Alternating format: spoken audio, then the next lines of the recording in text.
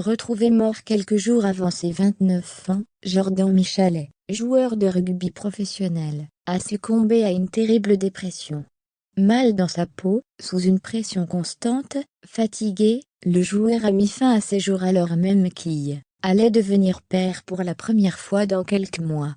Pour que ce genre de cas ne se reproduise plus, sa femme Noémie a courageusement pris la parole ce dimanche.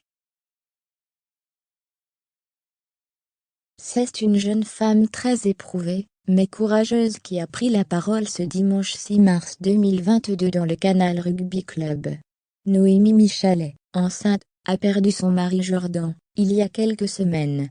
Celui-ci s'est en effet donné la mort en raison d'une dépression liée à son métier de joueur de rugby professionnel. Sous une pression constante, le jeune homme a craqué lors d'une semaine décisive. Le problème, c'est que c'est allé très vite. En une semaine, tout s'est dégradé. Et Jordan n'a pas osé en parler, ou alors trop tard. Je sais que au club de Rouen, s'il avait eu le ressenti de Jordan, ils auraient été là pour lui. Ils l'auraient aidé, ils ne l'auraient pas laissé tomber. Malheureusement, un joueur a toujours honte d'avouer ses faiblesses, honte de dire qu'il va mal ou qu'il est fatigué, a-t-elle expliqué, très digne, à la journaliste Isabelle Iturburu. Son mari, qui avait peur du jugement, vivait une petite semaine, avec une baisse de morale, mais avait surtout une certaine pression, parce que le club se retrouvait près de la zone de relégation. Mais il avait toujours ce sourire sur lui. On venait de faire l'échographie de notre enfant, et il était très heureux de savoir qu'on attendait une petite fille.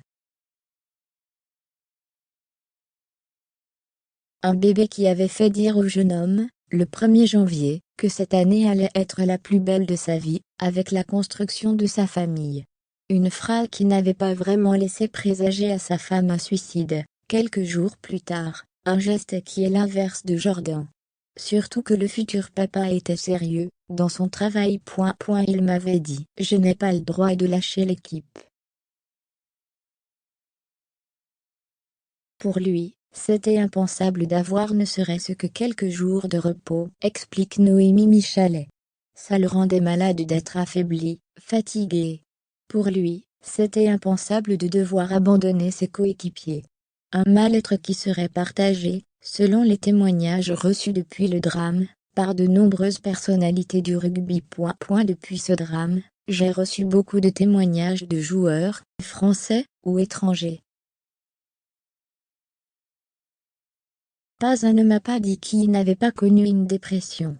Mais aucun n'a osé en parler, ni à ses coéquipiers, ni à ses entraîneurs, explique-t-elle. Dans ce milieu, la dépression est en effet complètement tabou.